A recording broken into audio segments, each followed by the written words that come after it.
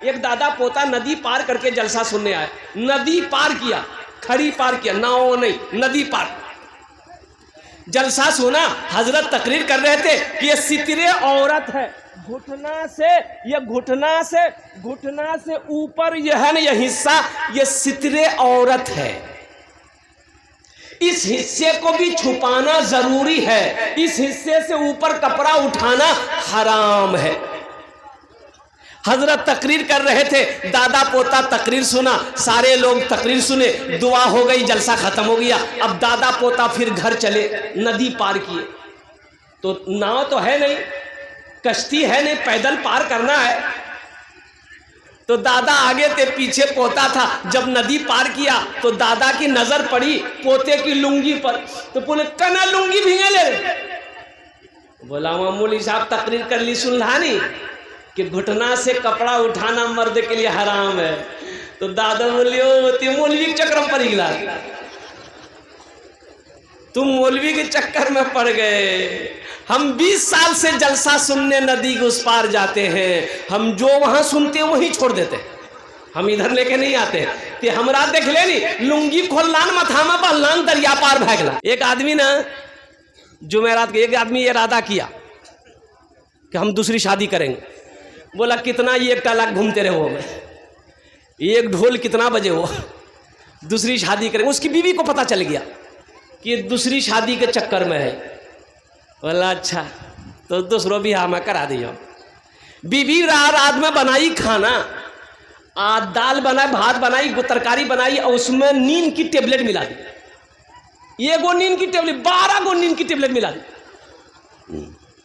रात में खाया ये खाना, सोया, सोते रह गया। 3 दिन बाद उठा। कई दिन बाद उठा?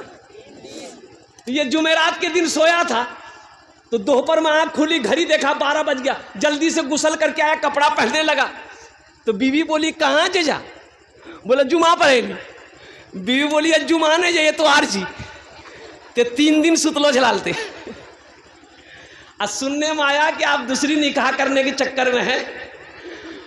तो बीवी बोली को इरादा छोड़ दीजिए, अभी 3 दिन सुलाए हैं, इरादा अगर नहीं छोड़े तो ऐसी टेबलेट खिलाएंगे ना कयामत में उठिएगा। बोले नहीं करेंगे बियाह। एक गांव में कभी जलसा नहीं हुआ, भाई जलसा हुआ। तो एक चचा मियाँ थे, उन्होंने सोचा कि पहली मर्तबा मेरे गांव में जलसा हो रहा है, तो जलसा देखने हम जाएंगे तो कम से कम नया कपड़ा होना चाहिए। गया अररिया में जाके 5 मीटर कपड़ा खरीदा वो। अब कपड़ा खरीद करके आया जुम्मन चौक। दर्जी को बोला कि कपड़ा कुर्ता पाजामा फिट फाट सियो, 1 नंबर सियो, हमको जलसा सुनने जाना है। दर्जी बोला कैला हल आज जा। आज जलसा था, दोपहर में गया, कुर्ता पाजामा छोड़ा के घर लाया। सोचा थोड़ा पहन के देख लेते हैं, ढीला ढाला तो नहीं है, फिट फाट है कि नहीं। कुर्ता पहना तो ठीक था, पायजामा जो पहना ना, देखा कि 4 उंगुल पायजामा बड़ा था। टेंशन में पड़ गया कि इतना बोरो पायजामा पहनेंगे मैं किरंग, जो लोग सब की कहते। बोला अच्छा टेंशन नहीं, घर में बीवी है, मशीन भी है, बीवी से बोलेंगे पायजामा काट के सिलाई कर देंगे।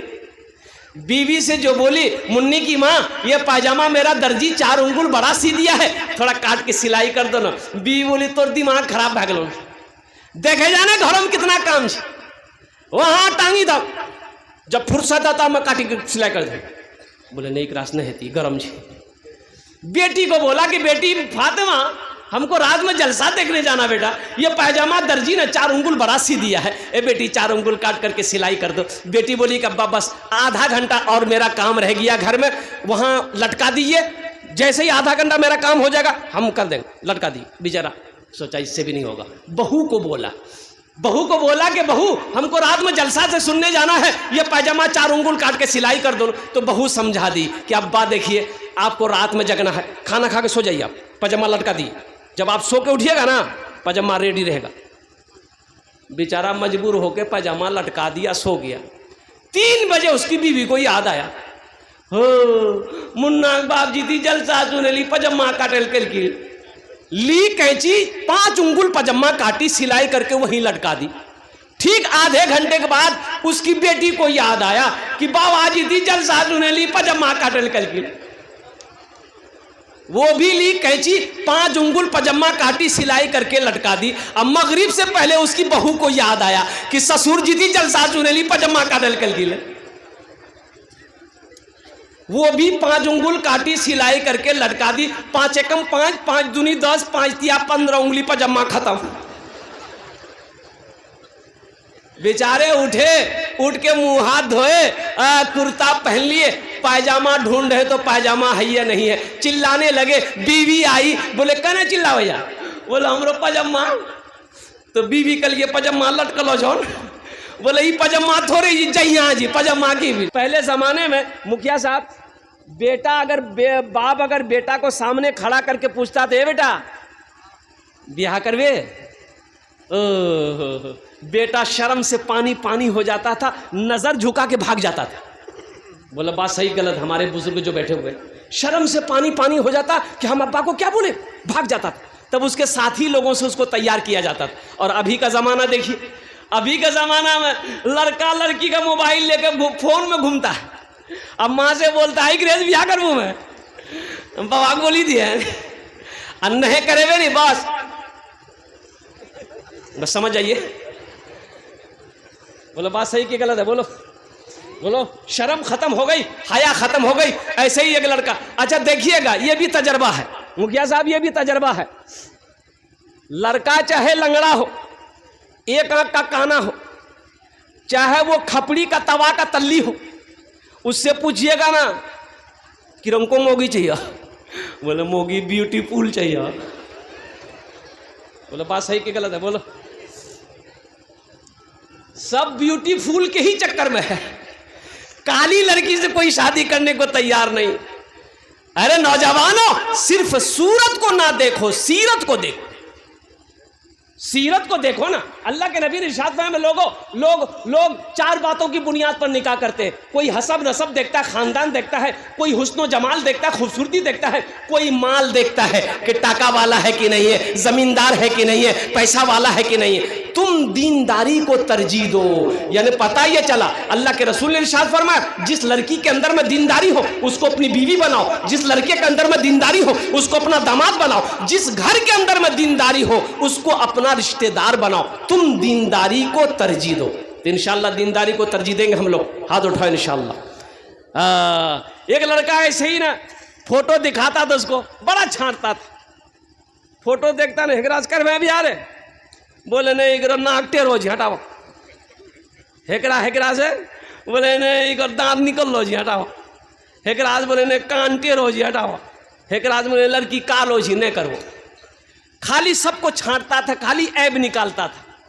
40 साल उम्र हो गई तो उसका बोह नहीं बोला कर तो बिहाने है, तो बोला कना, बोला तुरा से क्या करते थे, बूढ़ा भागला। बोला ठीक है जिया जी, अब आप ही देखिए, हम नहीं देखेंगे लड़की, आप जो देख लीजिएगा हम निकाह कर लेंगे। तो उसका जीजाजी बोला कि बेटा तुमको बिहा कराते हम। देखा ये काली लड़की देखा, बात चलाया, बात चल गई, पक्की हो गई, बारात गई, निकाह होके आया। हकीकत में ये लड़का कभी देखा ही नहीं। रूम में गया बीवी के पास, बीवी घूंघट उठा के जो सलाम की, ये लड़का वही बेहोश हो गया। बीवी बोली करो कोई बीमारी हिजरा की हो, कुछ बात करने से पहले बेहोश हो गया।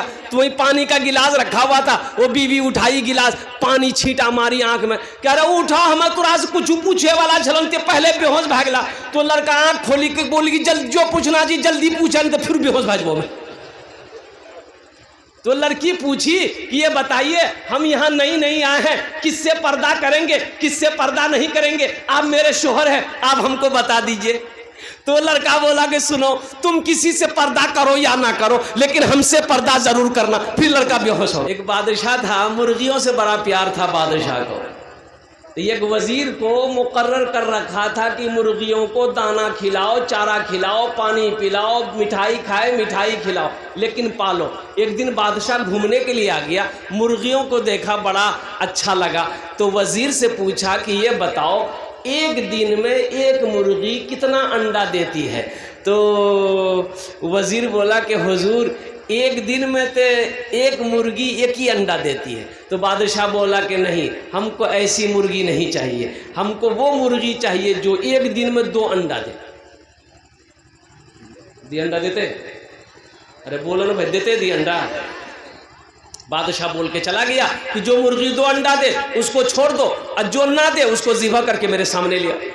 तो मुर्गियों को जमा करके वजीर ने समझाया कि खैरियत नहीं जुआ, जान बख्शी चाहते हो तो 2 अंडा दो। तो कोई मुर्गी डर से सुबह 1 अंडा दी और कोई एक शाम को 1 अंडा दी, तो 2-2 अंडा हो गया। एक मुर्गी देखते एक ही अंडा लेके बैठी हुई है, तो ये वजीर पकड़ा नट्टी, बोला तोरा डर नहीं बिलू तो ये के डुमा के ना दिलन से।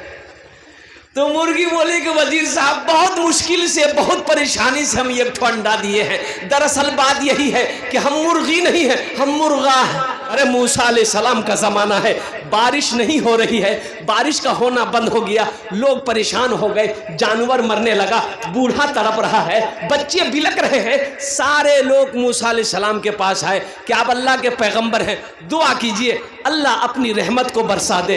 तो मूसा अलैहिस्सलाम 70,000 लोगों को लिए। कितने लोगों को लिए भाई? अरे भाई बोलो भाई, कितने लोगों को लिए?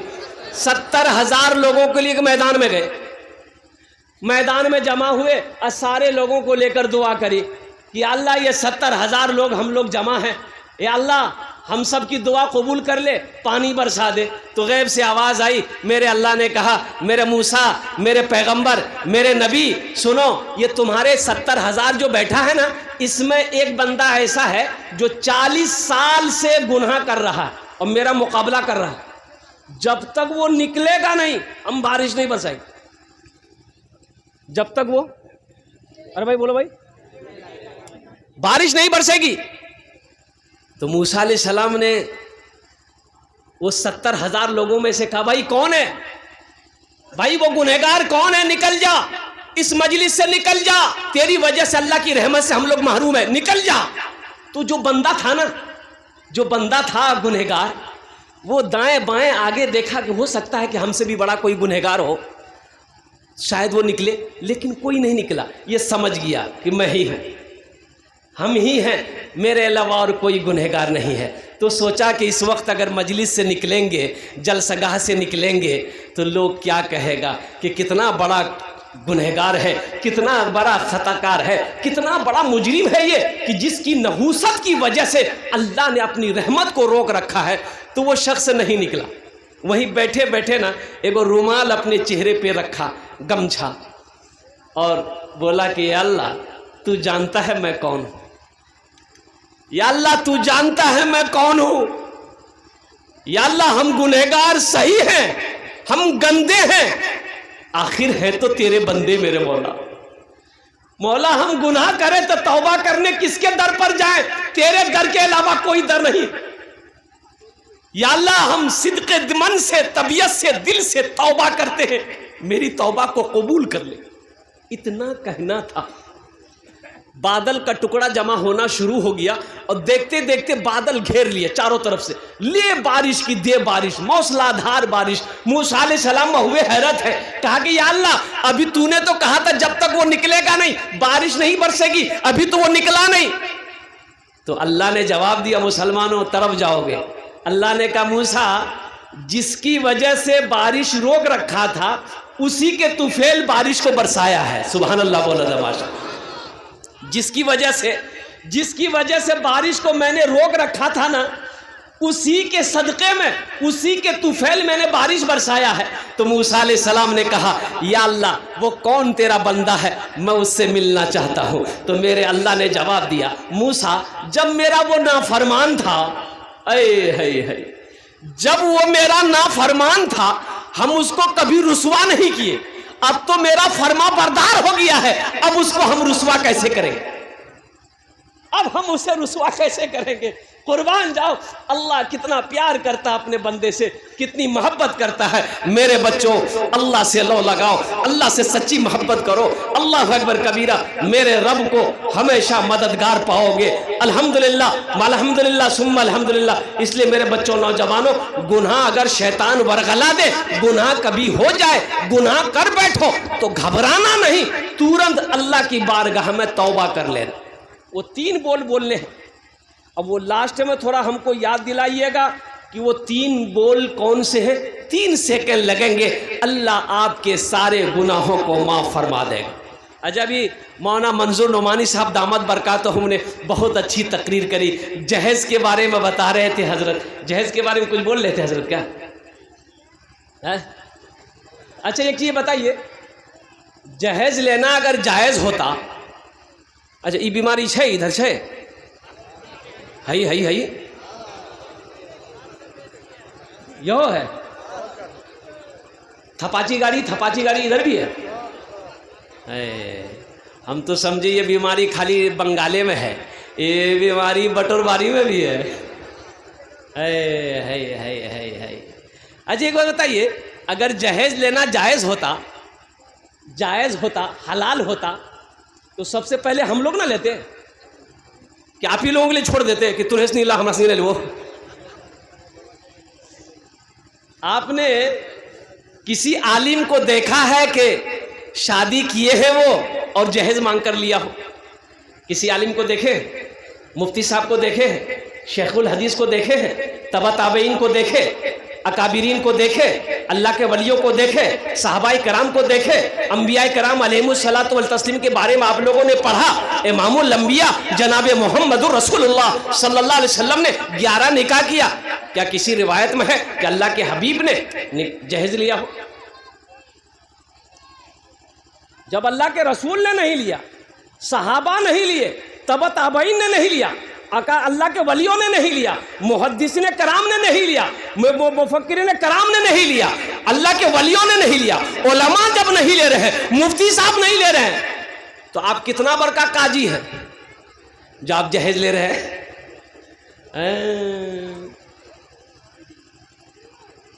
सूद खाना क्या है? बोलो भाई, अरे भाई बोलो भाई। शराब पीना, जुआ खेलना, जिना करना, जहेज लेना, बोला आप बताओ इकरा। अच्छा, कितना आदमी पहले से घर बना कर रखता है जहेज के लिए? रूम बन के तैयार है, खाली रूम जे हो बोलो मुन्ना अगर बिहानी थी जहेज आती तो गृह में ढुकती। अच्छा, एक चीज ये बताओ, जिस लड़की वाले से, ए बेटा बैठ जाओ, जल्दी बैठो, जल्दी बैठो।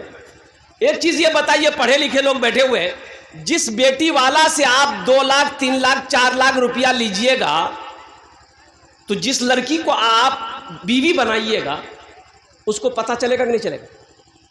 अरे भाई बोलो, भाई पता चलेगा ना कि मेरे बाप से मेरा शौहर पैसा मांग रहा है।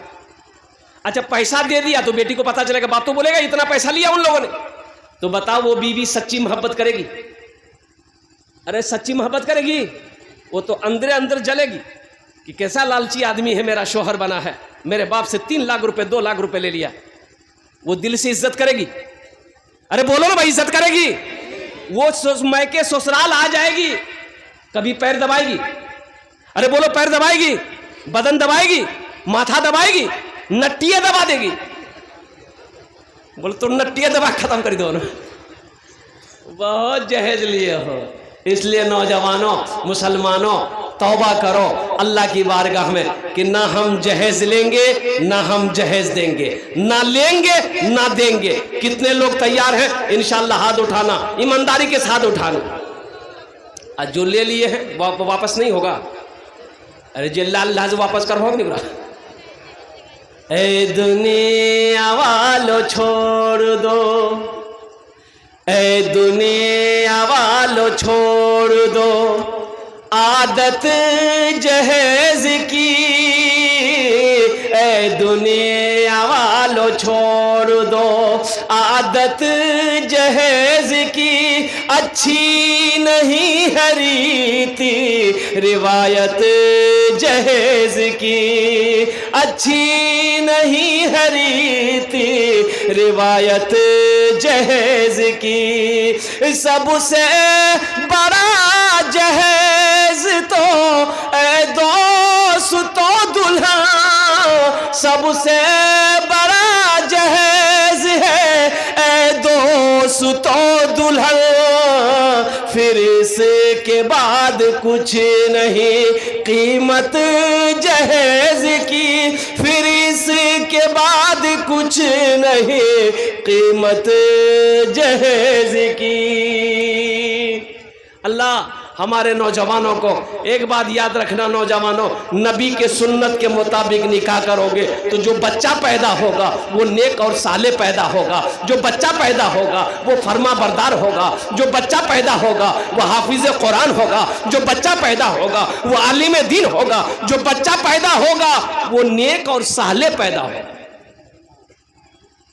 और जहेज लेकर बिहा करोगे, नबी के सुन्नत के खिलाफ निकाह करोगे तो बच्चा लंगड़ा पैदा होगा, बच्चा बौका पैदा होगा, बच्चा बहरा पैदा होगा, बच्चा अंधा पैदा होगा, बच्चा 61-62 करने वाला पैदा होगा।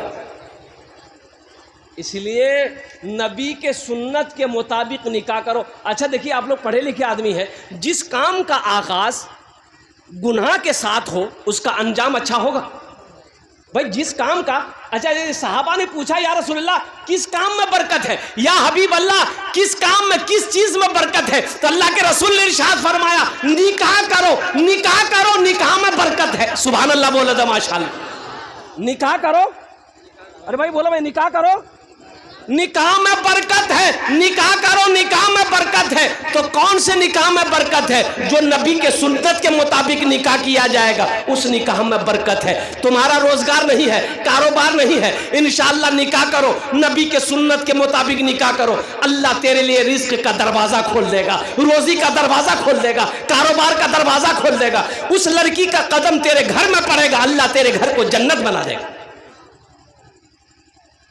हराम काम से निकाह का आगाज नहीं करना, हराम काम से निकाह का आगाज नहीं करना। बड़ा नेक अमल है, बड़ा नेक अमल है। अल्हम्दुलिल्लाह अल्लाह ने इजाज़त दिया है, हुक्म तो नहीं दिया है, अल्लाह ने इजाज़त दिया है। एक पसंद आए कर लो, दूसरी पसंद है, दूसरी पसंद है कर लो, दूसरी पसंद है तो, अरे बोला नहीं हो, तीसरी पसंद है तो कर लो, चौथी पसंद है तो, अरे बोलो ना भाई कर लो। इसके बाद अगर पसंद है तो ये पसंद नहीं है, तुमको खुजली है, बीटेक्स की दवाई लगाओ तुम। माँ ताबलकुम मिनन निसाई मसना वो सोलासा वो रोबा, अल्लाह का कुरान कहता है। अल्लाह ने हुक्म नहीं दिया, इजाजत दे दिया।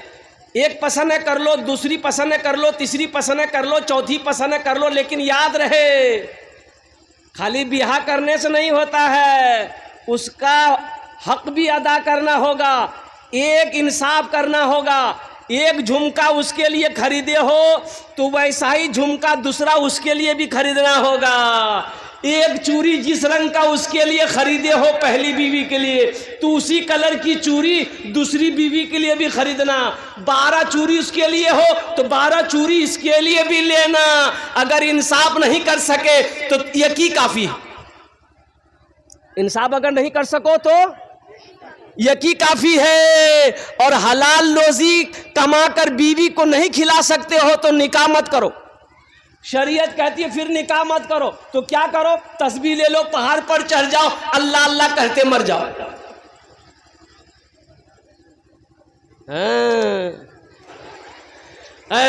नौजवानों निकाह करो, नबी के सुन्नत के मुताबिक निकाह करो। बीवी के भी जो कुछ का कहते हैं कि बीवी को इज्जत दो, वो किसी की बेटी है, किसी की लाडली है, किसी के घर की शहजादी है। बीवी से मोहब्बत करना, अल्लाह के रसूल ने इरशाद फरमाया तुम में सबसे बेहतर वो है, अच्छा वो है जो अपनी बीवी के साथ अच्छा सलूक करता हो। बात समझ में आ रही है भाई? बात समझ में आ रही है? तुम में सबसे अच्छा वो है जो अपनी बीवी के साथ अच्छा सलूक करता हो। कुर्बान जाओ, तुम में सबसे अच्छा वो है जो अपनी बीवी के साथ अच्छा सलूक करता हो। कुर्बान जाओ नौजवानों, इसलिए अपनी बीवी को इज्जत दो, अपनी बीवी से मोहब्बत करो। जब एक मियाँ बीवी आपस में मोहब्बत से बात करता है, गुफ्तगू करता है, अल्लाह मुस्कुराता है, अल्लाह खुश हो जाता है। फरिश्तों से मेरा अल्लाह कहता है तुम गवाह रहो, मैं इन दोनों से राजी। कितना बड़ा मकाम है, कितना बड़ा मकाम है ये। कुर्बान जाओ, सबसे पहला रिश्ता मियाँ बीवी का रिश्ता है, सबसे पहला रिश्ता। हाँ, ये माँ बाप भाई बहन, ये दादा दादी, ये तो बाद में। सबसे पहला रिश्ता जन्नत में हजरत आदम अलैहिस्सलाम का निकाह अम्मा हव्वा से हुआ, ये पहला रिश्ता था। और कुर्बान जाओ, पहला रिश्ता मियाँ बीवी का रिश्ता है, इसलिए बड़ा पाकीज़ा रिश्ता है, बड़ा मुतबर्रक रिश्ता है, बड़ा मुबारक रिश्ता है। इसलिए बीवी को इज्जत दो, जलसा इस्लाह मुआशरा था, इसलिए मैंने आपको पैगाम दिया। अच्छा देखिएगा, पहले ज़माने में था मुखिया शोएब साहब हमारे दरमियान है, और दिगर उलमाए किराम हमारे, अल्हम्दुलिल्लाह ये वो उलमा की जमात है कि जिनके चेहरे को भी देखना सवाब है। सुभान अल्लाह बोला तमाशा। उलमा के चेहरे को देखना सवाब है, जैसे कुरान को देखना सवाब है, माँ बाप के चेहरे को देखना सवाब है, खाने काबा को जैसे देखना सवाब है, उसी तरीके से एक आलिम के चेहरे को देखना भी सवाब है। आप लोग देखते रहिए, सवाब कमाते रहिए। मैं ये कहता हूँ,